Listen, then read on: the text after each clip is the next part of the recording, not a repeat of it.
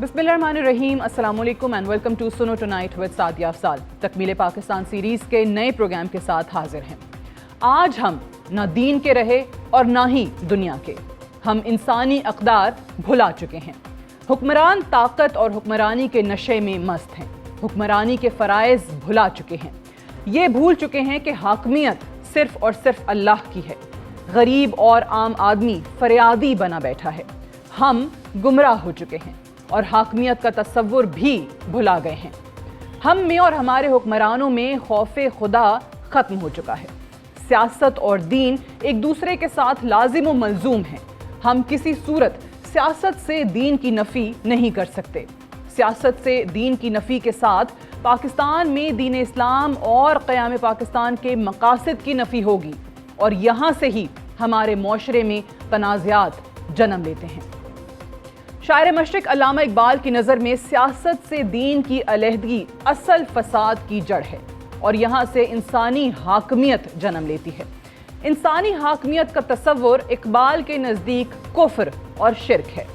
क़ताए नज़र हाकमियत चाहे शख्सी, इनफरादी, कौमी या अवामी हो। शायर मशरिक़ के दो अशार इसके वाज़े अक्कास हैं।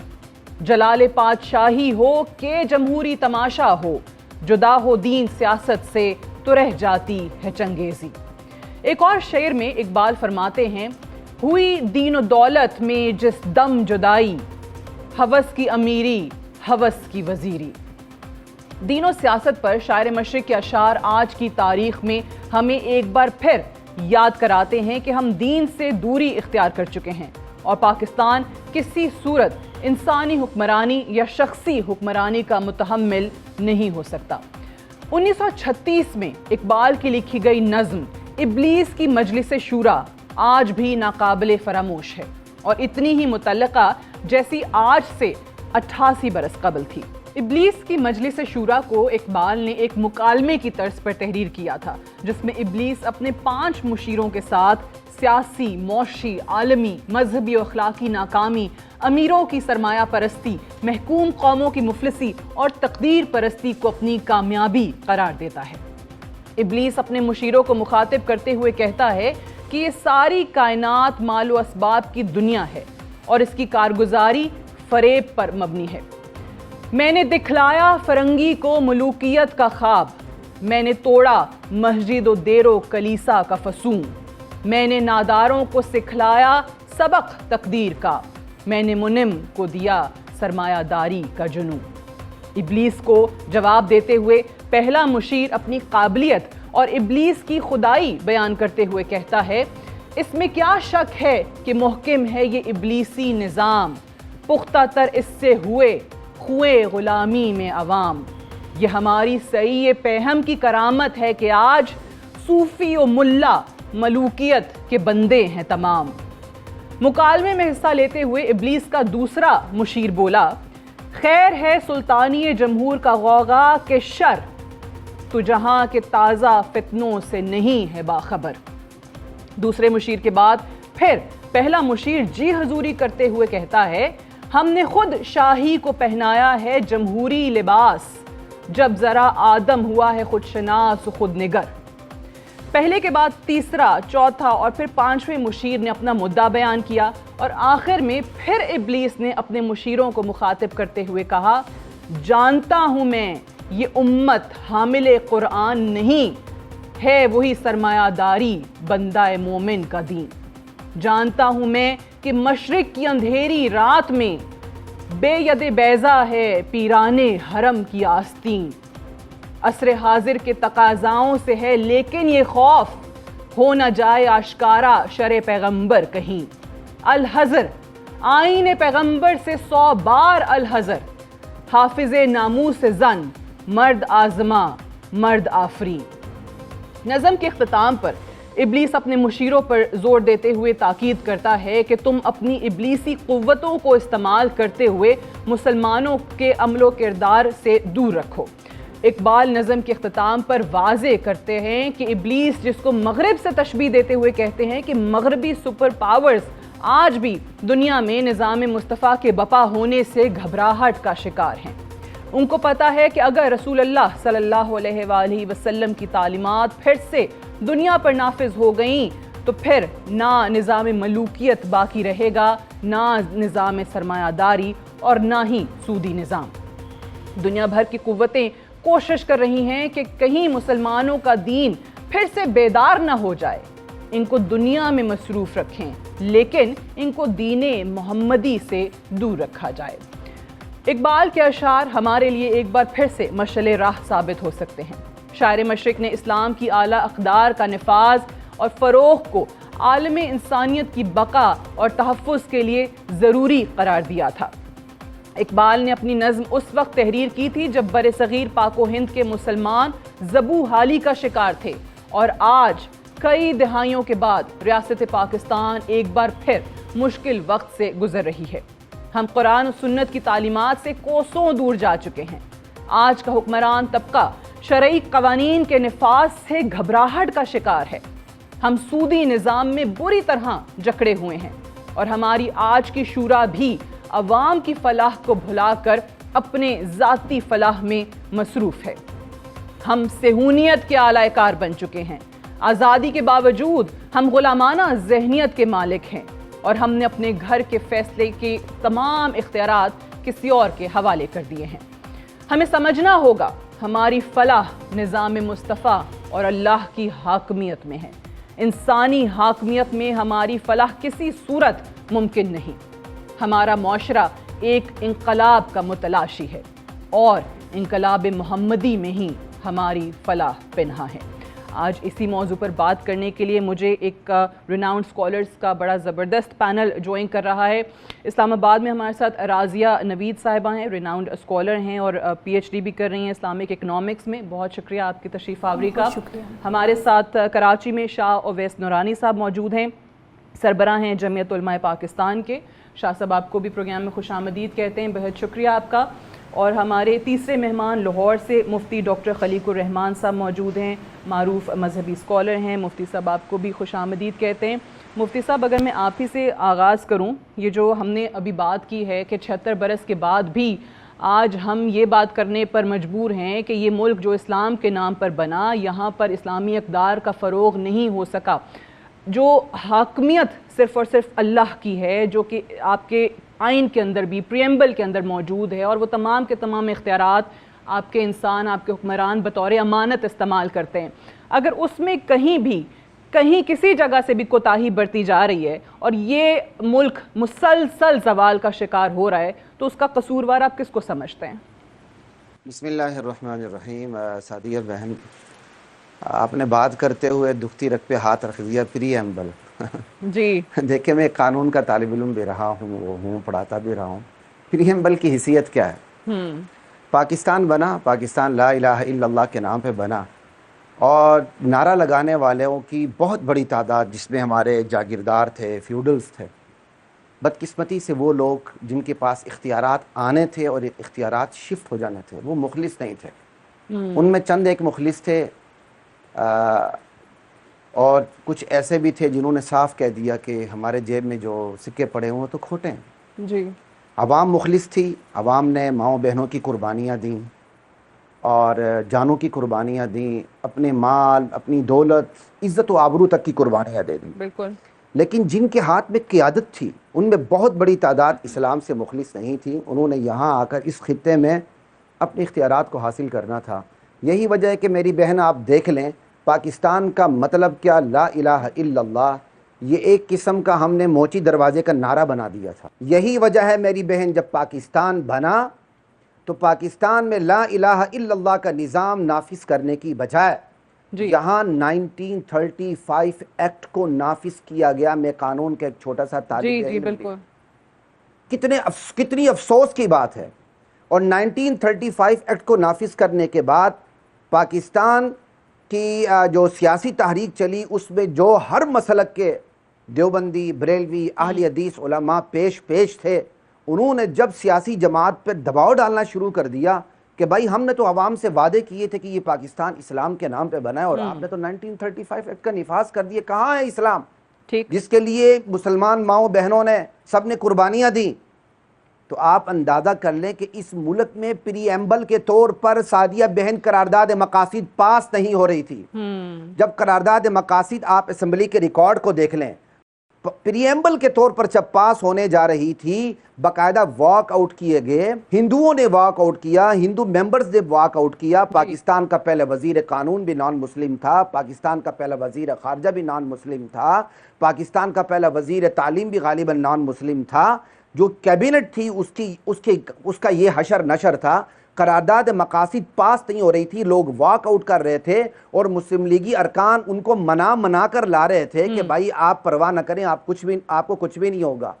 پھر پریمبل کے طور پر مولانا شبیر احمد عثمانی کی قیادت میں تمام جتنے بھی ہمارے مسالک اس ملک میں بستے ہیں انہوں نے پریمبل کے طور پہ پاس کروائی, آرٹیکل نہیں بنا. ٹھیک, اسی گفتگو کو آگے بڑھاتے ہوئے میں اگر اویس نورانی صاحب کی طرف بھی جاؤں, شاہ اویس نورانی صاحب یہ بتائیے گا کہ آپ کا جب انٹروڈکشن ہم کرواتے ہیں ایک سربراہ جمعیت علماء پاکستان کے طور پہ تو بالکل اپنی جگہ پر, آپ کا میں آفیشیل ٹویٹر ایکس ہینڈل جو اب ایکس ہو گیا ہے وہ دیکھ رہی تھی, تو اس میں آپ نے لکھا ہے کہ ہمارا جو مشن ہے وہ نظام مصطفیٰ کا قیام ہے, اور ساتھ ہی آپ لکھتے ہیں ڈیموکریٹ. اوبویسلی جو ڈیموکریسی ہمارے ہاں, جو سسٹم ہمارے ہاں رائج ہے, اس سسٹم کے ہوتے ہوئے جس سسٹم کا آپ حصہ ہیں, آپ کو لگتا ہے کہ واقعی نظام مصطفیٰ آپ لا سکتے ہیں؟ بسم اللہ الرحمن الرحیم. شکریہ سعدیہ, آپ نے پروگرام میں مدعو کیا.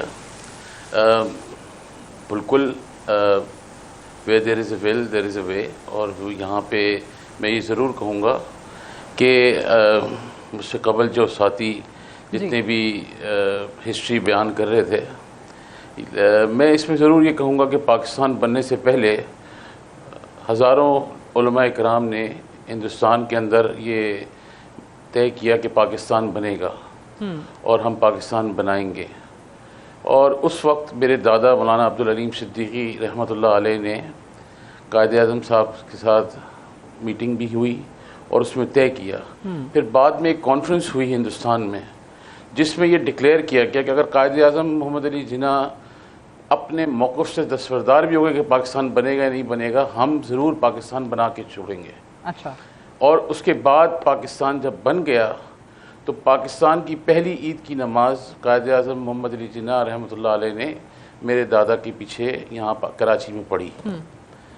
اب اسلام کے نام پہ جو ملک حاصل ہوا, جس کے قانون سازی اگر آپ آئین 227 ایکٹ کو چھوڑ کے دیکھیں اس کے اندر تو ساری چیزیں موجود ہیں. نظام مصطفیٰ کا نفاذ اس ملک کے اندر سلوشن سب کو دیتا ہے, مگر ایک ڈیموکریٹک پروسیس کیونکہ اس ملک میں موجود ہے تو ہم ایک پیرالل نظام نہیں چلانا چاہتے.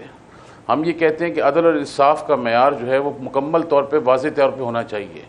پاکستان کے اندر بدقسمتی سے یہاں میں یہ ضرور کہوں گا, I do not want to be harsh on it, but میں یہ ضرور کہوں گا کہ پاکستان میں اسلام کی جو تقسیم اور تشریح دی گئی ہے وہ اس طرح نہیں دی گئی جس طرح ہونی چاہیے تھی. مثلا یہاں تقسیم در تقسیم کیا گیا لوگوں کو مسلکی حوالے سے اور اسکول آف تھاٹ کے حوالے سے, چھوٹے چھوٹے مسائل کی بنیاد کے اوپر دین کو, اسلام کو تقسیم کیا گیا اور اس میں فرقہ بندی بہت زیادہ کر دی گئی, جس کے نقصانات آج پاکستان اٹھا رہا ہے.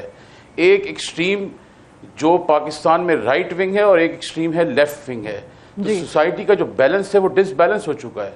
ایک لوگ ہیں جو بالکل ایکسٹریم لیول پہ دینی طبقہ ہے, اور ایک جو لیول ہے وہ بالکل ایکسٹریم لیول پہ ڈفرینٹ لیفٹسٹ کی طرف ہے جو بالکل لبرل ہے. ٹھیک ہے, رائٹ ونگ سے شکایت ہے نہ لیفٹ ونگ سے, مگر سوسائٹی کے اندر جو بیلنس تھا وہ ختم ہو گیا.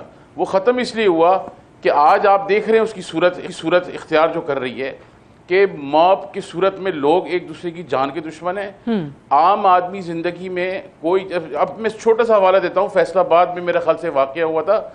کچھ لوگوں نے, ایک بہن ہماری کھڑی تھی بیچاری, اس نے کوئی کرتا پہنا تھا, لوگ اس کو نوچنے کے لیے آ گئے تھے. تو چلیں there was a smart lady officer enough, she managed, اور وہ سارا مینیجڈ ہو گیا تھا. ادروائز تو آپ صورتحال پورے کراچی سے لے کے خیبر تک دیکھ لیں. اس طرح کے لوگ پاکستان میں تفریق کے لیے لانچ کیے گئے, ان کو پلانٹ کیا گیا کہ وہ سلوگنز جو ہمارے اسلام کے, جو شاعر اسلام کے ہیں, جو صحیح معنوں میں واضح طور پہ قرآن اور سنت کے ساتھ ہیں، مگر ان کو اس طرح ڈیمولش کر دیا گیا کہ زد عام ہو کر پھر وہ پشاور کا کیس، پھر وہ سرگودے کا کیس، پھر وہ کراچی کا کیس، ہر جگہ ایک کیسز ہوتے جا رہے ہیں. اور یہی وجہ ہے کہ سوسائٹی ڈس بیلنس ہے، سوسائٹی میں بیلنس نہیں ہے. تو اسلام کی تشریح تو صحیح ہوئی ہے. اب آپ یہاں پہ یہ دیکھیں اسلامی نژادی کونسل ایک ادارہ موجود ہے، اس کے تھرو نہیں ہوتا ہے. وہ اگر وہاں سے پارلیمنٹ کوئی چیز بھیجتا ہے تو اس کی کوئی امپلیمنٹیشن نہیں ہوتی ہے. جمعے کے جو خطبے ہوتے ہیں ٹھیک ہے، ان کو ذرا نوٹ کیا جائے کہ کس قسم کے فاشسٹ قسم کے خطبے بیان کیے جاتے ہیں کچھ جگہوں کے اوپر. اوکے، ان کی روک تھام کریں. جو لوگ یہاں پہ برین واشنگ کرتے ہیں ان کی روک تھام کریں.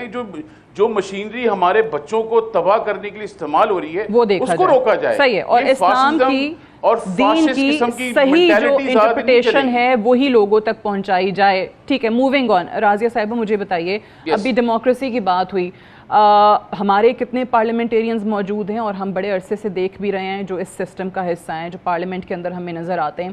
بہت زیادہ اوکیزنز پہ ہمیں یہ دیکھنے کو ملا ہے کہ درجنوں بلز جو ہیں وہ پاس ہو جاتے ہیں. ہمارے پارلیمنٹیرینز ان کو پڑھنے کی بھی زحمت نہیں کرتے ہیں. آپ کو یاد ہوگا ابھی ریسنٹلی ختم نبوت قانون میں ایک ترمیم آئی اور وہ پھر ایک صاحب نے، حافظ حمداللہ صاحب نے بعد میں پوائنٹ آؤٹ کیا تھا کہ یہ دیکھیں یہ کیا ہو رہا ہے، اور پھر وہ ریورس کرنا پڑا پارلیمان کو. یعنی وہاں پر اتنے لوگوں کے ہونے کے باوجود کوئی اس چیز کو پڑھنے کا بھی کوئی جو ہے گوارا نہیں کیا کسی نے. پھر وہی پارلیمان، وہی آپ کا اشرافیہ جو کہ ایک خاص طبقے کو مراد دینے پہ سارا ان کا زور ہوتا ہے. ابھی ریسنٹلی کیا ہوا ہے، تنخواہیں جب چاہیں وہ اپنی مرضی سے بڑھا سکتے ہیں، ان کا پیٹرول فری ہے، ان کی بجلی فری ہے، عوام یہاں پر پس رہی ہے. غریب لوگ جو ہیں وہ اپنے بچے فروخت کر رہے ہیں سڑکوں پہ کھڑے ہو کے، ان کو موت کے گھاٹ اتار کے خودکشیاں کر رہے ہیں. تو پھر کیسے ہم کہہ سکتے ہیں کہ یہ نظام ہمارا نجات دہندہ ہے؟ بسم اللہ الرحمن الرحیم. سب سے پہلے بہت شکریہ سعدیہ آج کے اس پروگرام میں انوائٹ کرنے کے لیے. اسلامی نظام نافذ ہوگا لیکن ہمیں اس کے لیے 2 مراحل کو طے کرنا پڑے گا. نمبر 1 کہ کتاب و سنت کی بنیاد پر فکری اجتہاد کرتے ہوئے سیاسی، معاشی، سماجی، معاشرتی اور اخلاقی ڈھانچے میں انقلاب برپا کرنا ہوگا. یہ پہلا مرحلہ ہے.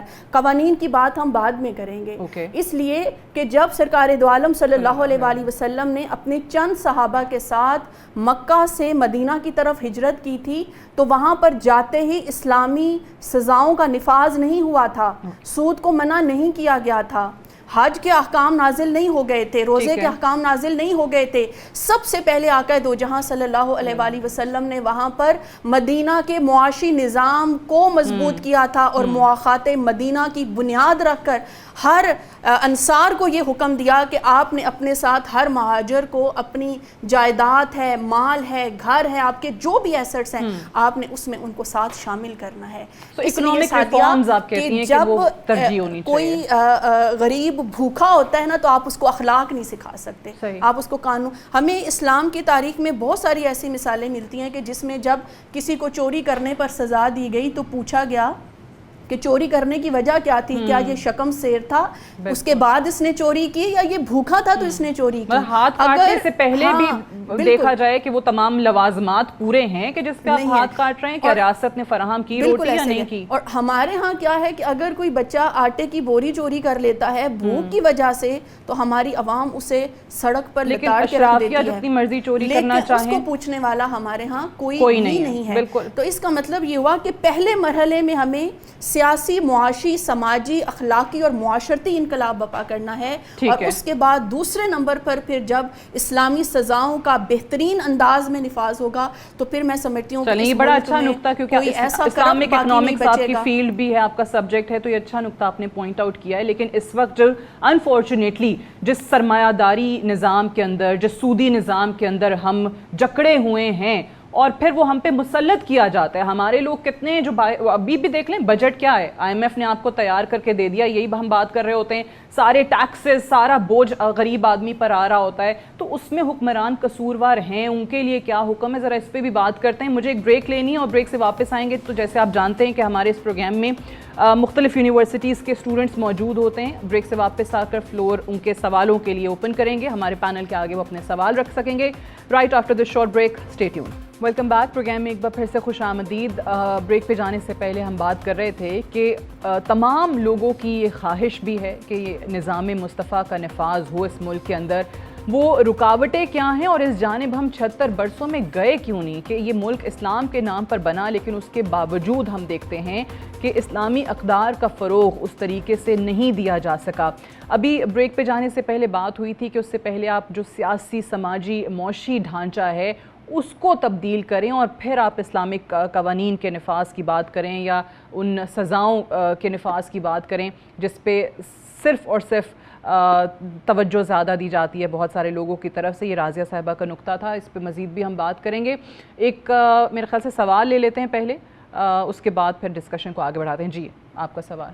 السلام علیکم، میرا نام دانش زہرا اور میں BBA کا اسٹوڈنٹ ہوں. جی میرا کویسچن مفتی صاحب سے یہ ہے کہ پاکستان کلمے کی بنیاد پر بنا تھا، تو یہاں پر کوئی سیاسی لیڈر اپنے جلسے میں اگر کوئی اسلامک ٹچ دیتا ہے اسے میڈیا پر بھی تنقید کا نشانہ بنایا جاتا ہے اور سیاسی طور پر بھی. تو میرا کویسچن آپ سے یہ ہے، پاکستان میں اگر سب سے زیادہ کسی کو دیکھا اور سنا جاتا ہے تو وہ سیاسی لیڈران ہیں، تو اگر کوئی سیاسی لیڈران اپنے جلسے میں اسلامک ٹچ دیتا ہے، اس پر سوسائٹی پر ایک پازیٹیو امپیکٹ آئے گا یا نہیں آئے گا؟ کیا اسے اپنے جلسوں میں اسلامک ٹچ دینا چاہیے یا نہیں دینا چاہیے؟ اچھا، مجھے تھوڑی ہنسی آ رہی تھی اسلامک ٹچ کے نام پہ، کیونکہ یہ بڑی وہ یاد ہے آپ کو قاسم سوری صاحب کا اسلامی ٹچ دے دیں. جی اسلامی ٹچ دے دیں تو لوگ یہ اسلامی ٹچ بھی تو اپنے مفاد کے لیے دیا جاتا ہے. مفتی صاحب جواب دیجیے گا. بسم اللہ الرحمن الرحیم. اس سوال کا جواب دینے سے پہلے میں اپنی بہن کے بارے میں ایک بات کر دوں جو انہوں نے کہا تھا کہ سب سے پہلے معاشی اور سیاسی نظام. جی سوال یہ ہے کہ معاشی اور سیاسی نظام کب قائم ہوگا؟ جب میرا اور آپ کا نظریہ ٹھیک ہوگا. یہ بات غلط ہے کہ اللہ کے نبی نے سب سے پہلے سیاسی اور معاشی نظام کی بات کی. اللہ کے نبی نے مکے کے پورے 13 سال نظریاتی نظام پہ لگائے ہیں. قولوا لا الہ الا اللہ تفلحوا پہ لگائے ہیں. جب نظریہ ٹھیک ہوا اور جواب دہی کا احساس پیدا ہوا تب سیاسی اور معاشی نظام آیا. اب میں آتا ہوں جی اسلامک ٹچ کی طرف. جی میرے بھائی نے بات کی BBA کے اسٹوڈنٹ اسلامک ٹچ کی، تو میں انہیں کہنا چاہتا ہوں یہاں جتنی بھی میری بہنیں بیٹھی ہوں، یہ بھائی بیٹھے ہوئے ہیں، یہ اسلامک ٹچ کی روایت پاکستان بننے کے ساتھ ہی شروع ہو گئی تھی، بلکہ پاکستان بننے سے پہلے 46 کے انتخابات کو دیکھ لیں. ان کے منشور میں، مسلم لیگ کے منشور میں کہیں بھی پاکستان کا مطلب کیا لا الہ الا اللہ نہیں تھا، لیکن عوامی موچی دروازے کی تقریروں میں اسلامک ٹچ لا الہ الا اللہ موجود تھا، جس کے سحر میں پوری ہندوستان کے مسلمان آگے اور پاکستان کو بنانے، حقیقی طور پر بنانے والے ہندوستان کے وہ مسلمان ہیں جنہوں نے اپنے مال و جان کی، عزت و آبرو کی، بہنوں کی، ماؤں کی اور والدین کی قربانی دی ہے اور پاکستان کے اندر آ کے سر بسجود ہو گئے، سب کچھ خالی چھوڑ کے. سوال یہ ہے کہ ان پاکستانیوں کو کیا ملا پاکستان آ کے؟ کیا ان کو منزل ملی؟ نہیں ملی. منزل انہیں ملی جو شریک سفر نہیں تھے. تو اسلامک ٹچ کی روایت بہت پرانی ہے. ہمارے ہاں شروع سے میری بہن ایسا اسلامک ٹچ دیا گیا کہ کسی حکمران نے کسی کے باپ دادوں کے پیچھے نماز پڑھ لی اور کسی حکمران نے مغرب اور مشرق میں کسی کے باپ دادوں کے ہاتھے پاکستان کے جھنڈے لہرا دیے اور ہمارے مولوی صاحبان خوش ہو گئے کہ یہ دیکھیں جی ہم سے جنازے پڑھوائے گئے ہیں اور ہمارے پیچھے نمازیں پڑھی گئی ہیں، مشرقی اور مغربی پاکستان میں ہم سے جھنڈے لہرائے گئے ہیں. بھائی خدا کے لیے، نہ آپ مولانا ظفر احمد عثمانی سے جھنڈے لہراتے، نہ مولانا شبیر احمد عثمانی صاحب جھنڈے لہراتے، نہ میرے جو محترم یہاں نورانی صاحب بیٹھے ہوئے ہیں ان کے دادوں کے پیچھے آپ نماز پڑھتے، آپ کچھ بھی نہ کرتے. آپ خدا کے لیے 1935 ایکٹ کی جگہ پاکستان کا وہ نظام جو سب سے پہلے مدینے میں نافذ ہوا تھا، آپ اس کو منوان نافذ کرتے. آپ نے نافذ نہیں کیا اور نعرے لگانے والے ہی بھاگ گئے. جب ان سے کہا گیا آپ نے نعرہ لگایا تھا آپ پاکستان میں اسلام کو نافذ کریں، تو جواب کیا دیا جاتا ہے؟ کس مولوی کا اسلام نافذ کریں، کس فرقے کا اسلام نافذ کریں، کس مسلک کا اسلام نافذ کریں؟ ظالموں تمہیں شرم آنی چاہیے. تم نے نعرہ لگایا تھا پاکستان میں اسلام نافذ ہوگا، اب تم بتاؤ پاکستان میں اسلام نافذ کیسے ہوگا؟ تم نے جان کہہ کر، تم لوگوں نے یہ جان چھڑائی ہے. مجھے بتائیں میری بات نہیں بہن آخری اسلامی ٹچ نہ کریں. جی مکمل کیجئے مفتی صاحب. نہیں آخری بات میری بات سنیں. سود میں کس مسلک کا اختلاف ہے کہ سود حرام ہے؟ بے حیائی میں کس مسلک کے خلاف ہے کہ مجرے حرام ہے, بے حیائی حرام ہے؟ 19 سال بعد آپ کی اسلامی کونسل نے سود کے خلاف فیصلہ دیا کہ 2027 تک ملک کو پاک کریں. 19 سال لگ گئے مفتی صاحب, آپ کی ریاست چلی گئی تھی اپیل میں. پاکستان کے تمام مسالک نے اسلامی دستور کے نفاذ کا سارا طریقہ کار, ڈھانچہ, تفصیل تیر کر کے اسلامی نظریاتی کونسل کے ہاتھ میں دیکھے بیٹھے ہوئے ہیں, اور اسلامی نظریاتی کونسل کے ہاتھ پاؤں کٹے ہوئے ہیں. ٹھیک ہے, چلیں میں ایک چلیں بالکل باتیں ہیں جی, یہ منافقت ہے. منافقت ہے جی. سوال آپ کا. السلام علیکم. وعلیکم. آئی ایم نائرہ صبر فرام انٹرنیشنل اسلامک یونیورسٹی. میرا سوال یہ ہے کہ ہمارے ہاں فرقہ واریت اتنی زیادہ ہے, خاص طور پر پاکستان میں. اگر یوتھ میں سے میں اپنا کوئی مسئلہ لے کر جاتی ہوں ایک عالم کے پاس, تو وہ اس کو اپنے مطابق بیان کریں گے, اپنے مسلک کے مطابق اس کو بیان کریں گے. وہی مسئلہ اگر میں کسی دوسرے عالم کے پاس لے کر جاتی ہوں تو وہ اس کو اپنے مسلک کے حساب سے, اپنے مسلک کے مطابق اس کو بیان کریں گے. تو یہاں تو پھر میں ڈیوائیڈ ہو گئی, میرا مائنڈ ڈیوائیڈ ہو گیا کہ کون صحیح کہہ رہا ہے. بالکل. اور اس کے علاوہ ہمارے جو علماء کرام ہیں وہ خود اس معاملے میں ڈیوائیڈڈ ہیں. تو وہ یوتھ کو کس بہاف پہ بلیم کرتے ہیں کہ ہماری جو نوجوان نسل ہے وہ دین سے دور ہوتی جا رہی ہے, اور آگے جو ملک کی بھاگ دوڑ ہے وہ ان کے ہاتھ میں ہے, تو یہ کیسے سنبھالیں گے؟ ٹھیک ہے, آپ کا نقطہ یہ کہ دین صحیح معنوں میں آپ تک پہنچ نہیں رہا, سکھایا نہیں جا رہا, اس کی انٹرپریٹیشن آپ تک صحیح نہیں پہنچ رہی ہے, مختلف اوپینینز آ رہی ہیں, سو یوتھ کنفیوزڈ ہے. یہ اویس نورانی صاحب, یہ سوال اس کا جواب آپ دیجیے گا, آپ نے پہلے بھی بات کی تھی فرقہ واریت کے حوالے سے. پہلی سب سے بڑی ضروری امپورٹنٹ چیز یہ ہے کہ نظام تعلیم ہی پورا پاکستان میں ایک جیسا نہیں ہے. جو بچہ لمز میں پڑھ رہا ہے, یا جو بچہ گرامر سکول میں پڑھ رہا ہے, یا جو بچہ گورنمنٹ سکول میں پڑھ رہا ہے, اس کو تینوں کو مختلف تعلیمیں دی ہوئی. یہاں پہ اگر آپ پرانے زمانے میں چلے جائیں, پاکستان کے اندر, پاکستان بننے کے بعد جتنے بھی کرسچن مشنری سکولز تھے وہاں پہ پڑھائی سکھائی جاتی تھی. وہاں پہ کوئی پرائیویٹ سکول کی مافیا نہیں ہوتی تھی. وہ اپنا مشن سمجھ کے آپ کو تعلیم دیتے تھے, اور تعلیم آپ وہاں سے حاصل کرتے تھے. آج پاکستان میں پرائیویٹ سکولز کی مافیا ہے, گورنمنٹ سکول کی ایک الگ مافیا ہے, اور ایلیٹ سکول کی الگ مافیا ہے. تو نظام تعلیم تو یہاں پہ ہی کولیپس کر جاتا ہے آپ کا, جو آپ کی سوچ اور اپروچ کو ٹوٹلی چینج کرتا ہے. ایک نظام تعلیم نہیں ہے, جبکہ پوری دنیا میں موجود ہے. یہ ایسا نہیں ہے کہ صرف پاکستان میں نہیں ہے اور باقی سب پاکستان میں ہے اور کہیں اور نہیں ہے, اور یہاں ہے تو وہاں نہیں ہے. نہیں, وہاں دوسرے ممالک میں موجود ہے, اور اس کی امپلیمنٹیشن نہیں ہوتی ہے. دوسری بات سب سے امپورٹنٹ یہ ہے کہ جب آپ اسلامی نظریاتی کونسل میں سفارشات پیش کرتے ہیں کہ پارلیمنٹ میں جایا جائے, تو اتنا بڑا جو ہیومنگس قسم کا ایک آپ اس کو فیڈ کرتے ہیں, کروڑوں روپے کی آپ اس کو تنخواہیں لوگوں کو دیتے ہیں, اور اس نظام اس ادارے کا جب کوئی فائدہ ہی نہیں ہے تو اس کو ختم کر دینا چاہیے. تیسری سب سے امپورٹنٹ چیز یہ ہے کہ آپ یہ کہہ رہی ہیں کہ ہم جب جاتے ہیں تو مسئلے کرتے ہیں. میں نے وہی ریپیٹ کر رہا ہوں کہ پاکستان کے اندر سب سے بڑا المیہ یہ ہے, خاص طور پہ آج کل 2000 جب ہمارا 20 شروع ہوا ہے, اس کے بعد سے یہ 1999 سے لے کے بعد میں ہمارے بہت سارے ایسے ہر مکتب فکر کے اندر لوگ موجود ہیں جو فاشسٹ تقریریں کرتے ہیں, جو فاشسٹ تقریریں کر کے لوگوں کے مائنڈ سیٹ کو چینج کرتے ہیں. اور آپ کو پھر ایک شکل آ جاتی ہے رائٹ ونگ کی, جو کہتا ہے اسلام ہی سب کچھ ہے, اور لیفٹ ونگ والا کہتا ہے ہم اسلام سے بیزار ہیں. تو سوسائٹی میں بیلنس ختم ہو گیا. وہی میں بار بار ریپیٹ یہی کر رہا ہوں کہ اسی وجہ سے ہمارے معاشرے میں بدگمانیاں پھیلتی ہیں, جھوٹ ہے, دھوکہ ہے اور فریب ہے. اس لیے کیونکہ امپلیمنٹیشن نہیں ہے. قانون تو موجود ہے, قانون کی امپلیمنٹیشن نہیں ہے, کیونکہ عدل کا نظام جو ہے وہ انتہائی کمزور اور بوسیدہ ہو چکا ہے.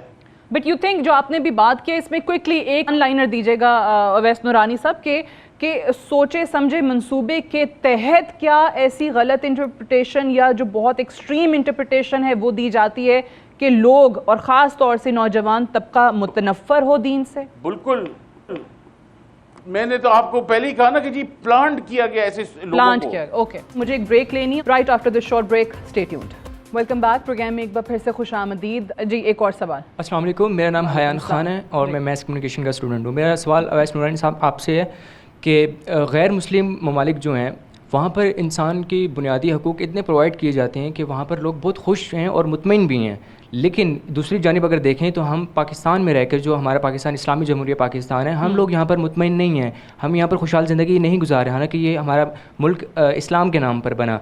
تو یہ کیا وجہ ہے اور یہاں پر کیوں نہیں یہاں پر ہم خوش مطمئن ہیں؟ تو وائس پریزیڈنٹ صاحب صحیح ہے. جو ہمارے اسلامک لاز تھے ان کا نفاذ آپ کو وہاں بہت سارے ویسٹرن کنٹریز میں, خاص طور سے میں حوالہ دیتی ہوں اسکینڈینیوین کنٹریز میں, آپ کو عمر لاز نظر آتے ہیں جو خلیفہ دوم کے نام سے وہاں قوانین چل بھی رہے ہیں. نورانی صاحب کوئکلی جواب دیجیے گا, پھر راضیہ صاحبہ کی طرف مجھے جانا ہے. نہیں تھینک یو جی, بہت شکریہ, تھینک یو. دیکھیں سب سے پہلی امپورٹنٹ بات یہ کہ سعدیہ نے کہا کہ اسکینڈینیوین کنٹریز میں نہیں, یو کے کے اندر عمر لا موجود ہے, ان کا ویلفیئر کا نظام اسی طرح موجود ہے.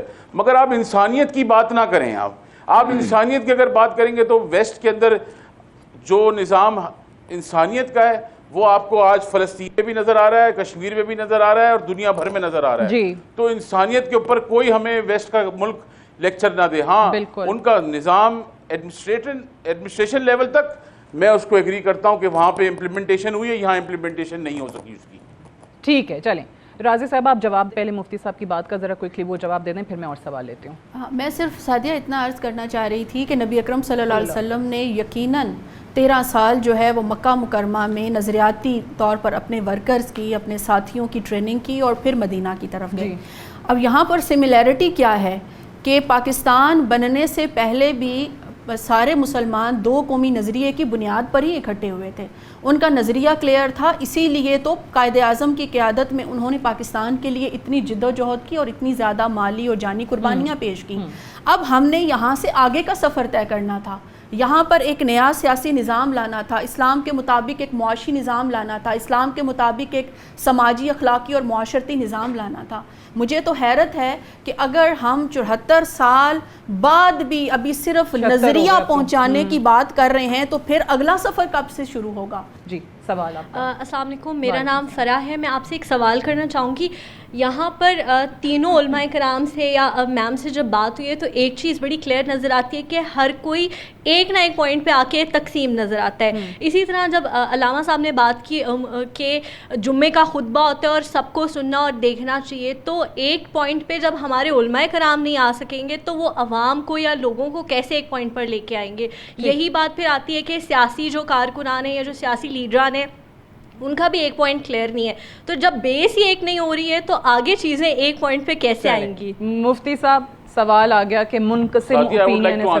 اچھا چل ٹھیک ہے, دونوں سے لے لیتے ہیں جواب. جی جی چلیں بتائیے. آپ نے شاید سنا نہیں, جو اسٹوڈنٹ جنہوں نے سوال کیا, آپ نے شاید پورا سنا نہیں. مجھے میں یہ کہنا چاہتا تھا کہ جمعے کا خطبہ جو ہے اس کا پیٹرن اسٹیٹ کا کام ہے, اس کو ڈیزائن کر کے رکھے.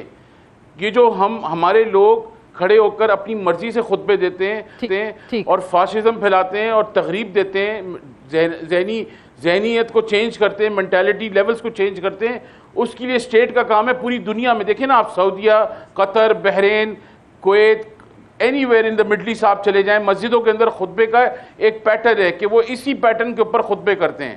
اس کے بعد کوئی خطبہ نہیں ہوتا ہے یا کوئی بیان نہیں کیا جاتا ہے جو اس قسم کا ہو کہ جس میں اسلام کی تشریح کم اور فاشزم. جب تک اسٹیٹ جمعے کے خطبے اور مساجد کے اندر جو بیان ہو رہا ہے اس کو مانیٹرنگ سسٹم کو فعال نہیں کرے گا تو یہ چیزیں ہوتی رہیں گی, اور اس ملک کے اندر موب اور جتھے تیار کیے جائیں گے اور لوگوں کو بے گناہ لوگوں کو قتل کیا جائے گا اور لوگوں کے ساتھ ظلم اسی طرح ہوتا رہے گا. صحیح ہے, ریاست کا فرض ہے کہ فساد فی الارض کی اجازت نہ دے کسی کو. مفتی صاحب آپ کی طرف. بسم اللہ الرحمن الرحیم. سعدیہ بہن, میں 2 پوائنٹس پہ بات کروں گا اس حوالے سے کہ منقسم مسلمان قوم اور نظریاتی بحران. اتنا تو مان چکے ہیں نا کہ ہم منقسم ہیں. جی, اور میں اس سے بھی بڑی بات کرتا ہوں, اس منقسم ہونے کی وجہ نظریاتی بحران ہے جس کو چھوٹا سمجھا جا رہا ہے. میری بہن, اس سے بڑا نظریاتی بحران کیا ہوگا کہ یہاں قوم کے پڑھے لکھے جنہوں نے کل قوم کی باغیں سنبھالنی ہے, لگام ان کے ہاتھ میں ہونی ہے, وہ کہتے ہیں جی ہم جس عالم کے پاس چلے جائیں ان کا فتویٰ اور ہوتا ہے, ہم کیا کریں. جی, کبھی آپ کو پتہ ہے کہ اجتہادی مسائل میں اختلاف ہوتا ہے, پھر آپ کسی ڈاکٹر کے پاس بھی نہ جائیں. ایک ڈاکٹر کہے گا سرجری کر لیں ورنہ ایک مریض ایکسپائر ہو جائے گا, دوسرا کہے گا سرجری نہ کرنے سے ایکسپائر ہوگا, آپ ہسپتال جانا چھوڑ دیں گے. ایک وکیل تھا 302 کا کیس سے اس طریقے سے لڑیں گے تو ملزم باہر آ جائے گا ورنہ یہ پھے لگ جائے گا, آپ عدالتوں کا دروازہ کھٹکھٹانا چھوڑ دیں گے. بات یہ ہے یہاں اجتہادی مسائل جو ڈیوائیڈڈ اوپینینز ہوتی ہیں وہ اللہ کی رحمت ہیں, وہ یہاں اس پروگرام کے اندر اتنی وسعت نہیں کہ میں اللہ کی رحمت ہونے پہ دلائل دوں. ان اجتہادی مسائل کو کیا پیش کیا جا رہا ہے, یہاں فرقہ واریت ہے. بھائی میں رفع دین کر کے نماز نہیں پڑھتا, آپ پڑھتے کیا تکلیف ہے؟ چھوٹے چھوٹے مسائل پہ لڑنا جو اجتہادی ہیں ان پہ لڑنے کی گنجائش نہیں ہے, لیکن جہاں تک نظریاتی باتیں ہیں ان پہ کوئی کمپرومائز نہیں ہوتا. توحید, رسالت, آخرت. آپ جواب دینا چاہ رہی ہیں رازیہ صاحبہ, اسی کو ذرا ایڈ کر لیجیے گا. ٹائم بھی ہمارے پاس تھوڑا ہے, کلوز بھی یہیں پہ کریں گے کہ ہم پاکستانی تو ویسے بہت ساری چیزوں میں جو تقسیم ہیں ہی, جو ہمارا اپنا نظریہ ہے اس کو لے کر بھی ہم بڑی عجیب اوپینین سن رہے ہوتے. اسلامک لاز کے خلاف بھی آپ کو دلائل کچھ لوگ اس ملک کے اندر دیتے ہوئے نظر آتے ہیں. سو پھر وہ جو امت اور خلافت کا کانسیپٹ ہے وہ تو بھول ہی جائیں نا, وہ تو پھر بڑی دور کی بات ہے کہ یہاں پہ ہمارے لوگ جو ہیں اکٹھے ہی نہیں ہو رہے ہیں. اسلامک کنٹریز 58 ہیں, آپ دیکھ لیں فلسطین میں جو کچھ ہو رہا ہے, کیا کیا ان لوگوں نے, کہاں پہ اکٹھے ہوئے ہیں, کہاں پہ کوئی یونٹی نظر آئی ہے آپ کو؟ ان مسلمانوں کے لیے کس نے آواز اٹھائی ہے؟ تقسیم در تقسیم اس طرح سے طبقاتی تقسیم ہوتی چلی گئی, مسلکی تقسیم ہوتی چلی گئی کہ ہم اس کا شکار ہو گئے اور ہم ایک قوم کی صورت میں سامنے ابھر کر نہیں آ سکے. لیکن میں یہ کہوں گی کہ ہمیں پھر بھی نا امید نہیں ہونا, مایوس نہیں ہونا, اپنی ڈائریکشن درست کرنے کی ضرورت ہے. اپنی زندگی کے کچھ بلٹس پوائنٹس میں آپ یوں سمجھ لیجئے کہ ہمیں اپنا مقصد, اپنا نظریہ حیات اسے واضح کرنے کی ضرورت ہے, اور اس کے لیے نوجوان نسل کو وقت نکالنا پڑے گا. سعدیہ دیکھو, جس طرح سے ہم اپنے آپ کو فیوچر میں کمائی کرنے کے لیے یہ مشق کرتے ہیں نا کہ یہ ڈگری لے لی, یہ ڈگری لے لی, یہ ڈگری لے لی, ہمیں سوچنا پڑے گا کہ ہم دین کو سمجھنے کے لیے کتنا وقت نکال رہے ہیں. اگر ہم وقت بھی نہیں نکال رہے اور اس کے بعد ہم یہ جو ہے اعتراض کریں یا یہ سوال اٹھائیں کہ ہمیں اس دین کی سمجھ ہی نہیں آتی ہے, تو سوال تو آپ سے کیا جائے گا نا کہ 24 گھنٹوں میں سے کتنا وقت آپ نے اپنی ذات کو, اپنی یونیورسٹی کو, اپنی تعلیم کو دیا, اور کتنا وقت آپ نے اللہ کے دین کو سمجھنے کے لیے دیا, جس کے بارے میں کہا گیا کہ دنیا کی کامیابی بھی اسی دین کے ساتھ وابستہ ہے اور آخرت کی کامیابی بھی اسی کے ساتھ وابستہ ہے. بالکل. بہت بہت شکریہ رازیہ نوید صاحب آپ کا, شاہ اویس نورانی صاحب آپ کا, اور مفتی ڈاکٹر خلیق الرحمان صاحب آپ کا بھی پروگرام میں جوائن کرنے کے لیے. بہت زبردست سیر حاصل بحث رہی آپ لوگوں کے ساتھ, اور جوابات بھی آپ لوگوں نے بھرپور دیے ہمارے اسٹوڈنٹس کے. آج کے لیے اتنا ہی, مجھے اجازت دیجیے, خدا حافظ.